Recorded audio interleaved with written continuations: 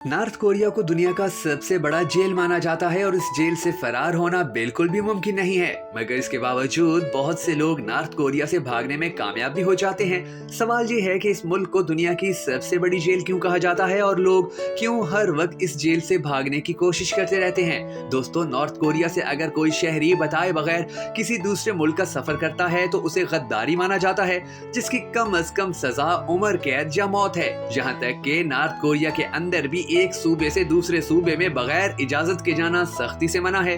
पूरी दुनिया की सारी इंसानी हकूक की तंजीमों का ये मानना है कि अगर किसी मुल्क में इंसानी बुनियादी हकूक की खुल्लम खुल्ला और सबसे ज्यादा खिलाफ वर्जियां की जाती हैं तो वो नॉर्थ कोरिया ही है। आपको शायद ये सुनकर भी हैरत होगी कि इस मुल्क के हर मर्द के लिए जरूरी है कि वो कम अज कम 10 साल नॉर्थ कोरिया की फौज में खिदमत सर अंजाम दे। फ्री स्पीच या इजहार राय का इजहार करने की इजाजत जैसा कोई लफ्ज यहाँ की सरकार जानती तक नहीं है। यहाँ का सारा मीडिया स्टेट के कंट्रोल में होता है और अगर कोई मीडिया सरकार से पूछे बगैर कोई खबर जारी कर दे तो फिर उसकी शामत आ जाती है। दोस्तों, नॉर्थ कोरिया पाकिस्तान के बाद दुनिया का वाहिद ऐसा मुल्क है कि जहाँ अगर किसी ने जुर्म किया हो तो सजा उसके रिश्तेदारों को भी मिलती है। 2009 में यहाँ एक 2 साल के बच्चे को उम्र कैद की सजा सुना दी गई थी। उसका कसूर ये था कि उसके वालिदैन के पास से बाइबल की किताब बरामद हुई थी। दरअसल नॉर्थ कोरिया में किसी मजहब को मानना भी सख्ती से मना है और अगर कोई ऐसा करने की कोशिश करता है तो उसे सख्त सजा का सामना होता है। नॉर्थ कोरिया में किसी दूसरे मुल्क के बंदे का आना भी सख्ती से मना है और अगर कोई वहां चला भी जाए तो नॉर्थ कोरिया की खुफिया एजेंसियां साए की तरह उसका पीछा करती रहती हैं और उसकी एक एक खबर सरकार तक पहुंचाई जाती है। इसके अलावा दूसरे मुल्कों से आए हुए लोगों को सिर्फ वही इलाके देखने की इजाजत दी जाती है कि जो सरकार उसे दिखाना चाहती है। अगर फॉरेनर इस मुल्क में कोई भी ऐसी हरकत करे कि जिससे उनको शक पैदा हो तो वो 1 मिनट में उसका काम तमाम कर देते हैं। मिसाल के तौर पर ओटो वर्मबियर के साथ किया गया था। ये यूएस के रहने वाले थे और ये 2015 में नॉर्थ कोरिया गए थे, मगर फिर 2016 में उनको गिरफ्तार कर लिया गया। उन पर इल्जाम था कि उन्होंने अपने होटल रूम से गवर्नमेंट का प्रोपेगेंडा पोस्टर हटाया है। इस इल्जाम के लिए उन्हें 15 साल की कैद की सजा सुनाई गई, मगर एक ही साल के बाद ये नॉर्थ कोरिया के प्रिजन कैंप के अंदर ही कोमा में चले गए, जिसके बाद उन्हें वापस अमेरिका भेजने का फैसला किया गया। वापस अमेरिका पहुंचने के बाद ये उन जख्मों की ताब ना लाते हुए मौत के मुंह में चले गए कि जो जख्म उनके दिमाग पर लगाए गए थे। नॉर्थ कोरिया में उनके साथ कितना भयानक सलूक किया गया था ये आज तक मालूम नहीं हो पाया है। इन्हीं सब चीजों को देखकर माना जाता है कि नॉर्थ कोरिया एक बहुत बड़ी जेल है जहां लोग आजाद रहकर भी गुलामों की सी जिंदगी गुजारते हैं। यही वजह है कि नॉर्थ कोरिया के लोग यहाँ से भागने की हर मुमकिन कोशिश करते हैं, लेकिन ऐसा करना उनके लिए किसी भी सूरत में आसान नहीं है। इसकी सबसे बड़ी वजह नॉर्थ कोरिया का जोग्राफिया है, क्योंकि इसके वेस्ट पे येलो सी और ईस्ट पर सी ऑफ जापान है। इन इलाकों में नॉर्थ कोरियन नेवी का इतना सख्त पहरा होता है कि कोई परिंदा भी पर नहीं मार सकता। इस मुल्क के साउथ में साउथ कोरिया है जो कि नॉर्थ कोरिया के सबसे बड़े दुश्मनों में से एक माना जाता है। इसी वजह से इस मुल्क के करीब समंदरी पहरा और भी सख्त होता है। इस मुल्क से भागने वालों के पास सबसे अच्छा ऑप्शन साउथ कोरिया ही है।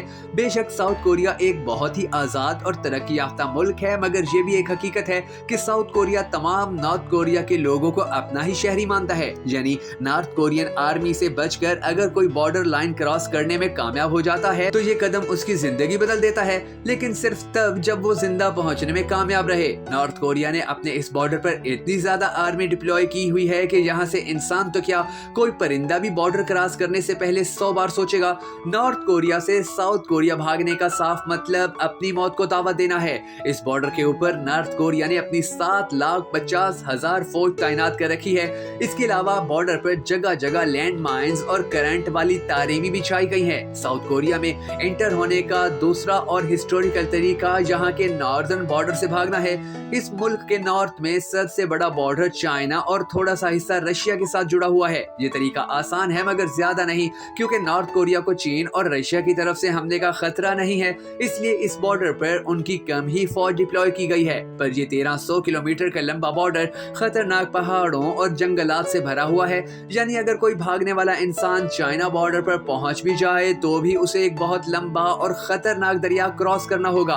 इसलिए डिफेक्टर्स और स्मगलर्स सर्दियों का इंतजार करते हैं, क्योंकि उस वक्त यहाँ के दोनों दरिया फ्रीज हो जाते हैं और वो आसानी उनके ऊपर से चलकर बॉर्डर क्रॉस कर लिया करते हैं। इसी तरह ये तरीका सख्त गर्मियों में भी काम कर जाता है, जब दरिया का लेवल इंतहाई कम दर्जे पर हो। चीन या रशिया पहुंचने पर डिफेक्टर्स के लिए खतरा अभी टलता नहीं है, क्योंकि नॉर्थ कोरिया का उन दोनों मुल्कों के साथ मिलिट्री अलायंस है, जिसका मतलब ये है कि अगर उन्होंने किसी नॉर्थ कोरियन डिफेक्टर को अपनी हदूद में से पकड़ा तो वो उसे सीधा वापस नॉर्थ कोरिया भेज देंगे, और फिर नॉर्थ कोरिया जो हशर उन भागने वालों के साथ करता है उसका अंदाजा कोई नहीं लगा सकता। लिहाजा चीन और रशिया पहुंचने वालों की कोशिश होती है कि वो इन मुल्कों में भी किसी की नजर में आए बगैर आगे निकल जाएं। चीन के साउथ में म्यांमार है, मगर ये मुल्क भी लोगों को पकड़कर वापस नॉर्थ कोरिया भेज देता है। लिहाजा अब भागने वालों के पास सिर्फ थाईलैंड, वियतनाम और मंगोलिया का ऑप्शन ही बाकी बच जाता है।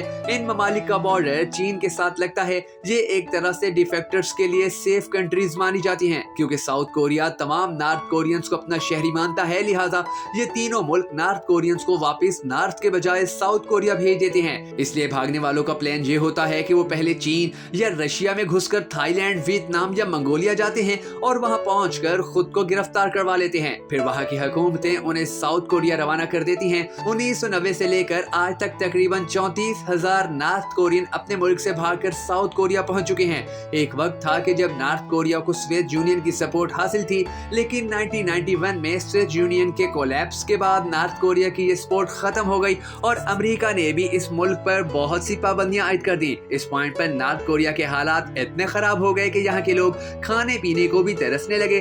कहा जाता है कि उस दौरान नॉर्थ कोरिया में 35 लाख लोग भूख से मौत के मुंह में चले गए। तभी काफी लोगों ने नॉर्थ कोरिया से भागना शुरू किया और हर साल ये तादाद ज्यादा होती चली गई, यहाँ तक कि कहत साली खत्म हुई, मगर इसके बावजूद यहाँ से फरार होने वालों का सिलसिला ना रुक पाया।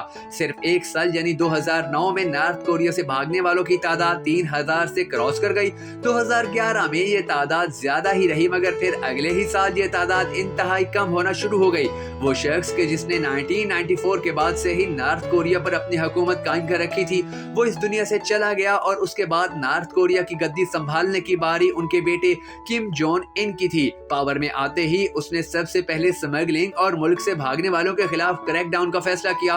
पूरे मुल्क के नॉर्दर्न बॉर्डर पर सिग्नल जैमर लगाए गए और इंटेलिजेंस मॉनिटरिंग को भी बहुत ज्यादा बढ़ा दिया गया। बॉर्डर पर फेंस लगाकर मिलिट्री पेट्रोलिंग बढ़ा दी गई। फिर इस मुल्क ने रशिया और चीन के साथ भी मामला सेटलमेंट किए कि वो अपनी साइड पर ज्यादा सख्ती करें, और चीन ने बहुत ज्यादा सख्ती कर दी, जिसके बाद भागने वालों के लिए नॉर्थ कोरिया से चीन जाना तकरीबन नामुमकिन हो गया। 2007 के दौरान जो चीनी ब्रोकर नॉर्थ कोरिया से भागने वालों से $2,000 लिया करते थे, 2017 में सख्ती ज्यादा होने की वजह से उन्होंने $15,000 लेना शुरू कर दिया। ज्यादातर नॉर्थ कोरियन जिनकी सालाना आमदनी ही $2,000 के करीब है, उनके लिए मुल्क से भागना तकरीबन नामुमकिन है। यही वजह है कि 2012 के बाद से ही हर साल मुल्क से भागने वालों की तादाद में मुसलसल कमी आ रही है। इसका अंदाजा आप इस बात से लगाइए कि 2019 में भागने वालों की तादाद सिर्फ 1,000 तक ही रही है।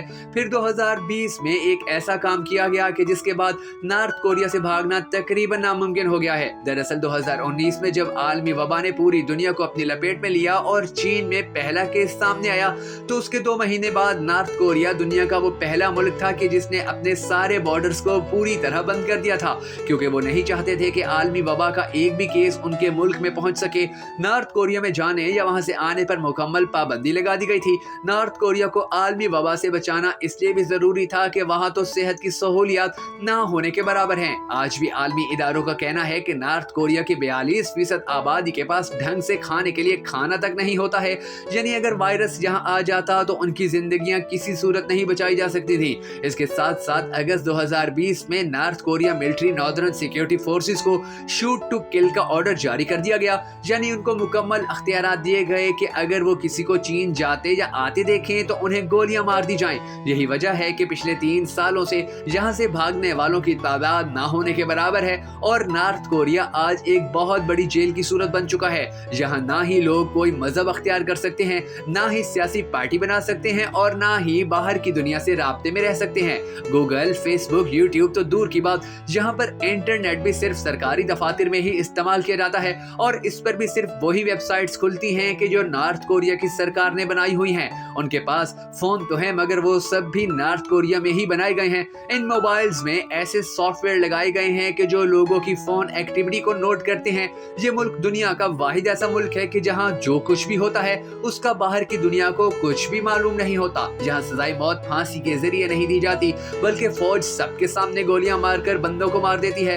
इस मुल्क में इसको भी मौत की नींद सुला दिया जाता है कि जिसने साउथ कोरिया में बैठकर किसी दूसरे मुल्क में रहने वाले अपने किसी रिश्तेदार से बात की हो। इस सारे तमाशे को दुनिया देख तो रही है मगर कोई कुछ कर नहीं सकता है, क्योंकि सोवियत यूनियन ने नॉर्थ कोरिया के न्यूक्लियर टेक्नोलॉजी ट्रांसफर की थी। यही वजह है कि अमेरिका जैसी सुपर पावर भी नॉर्थ कोरिया पर पाबंदियां लगाने के अलावा और कुछ भी नहीं कर सकता।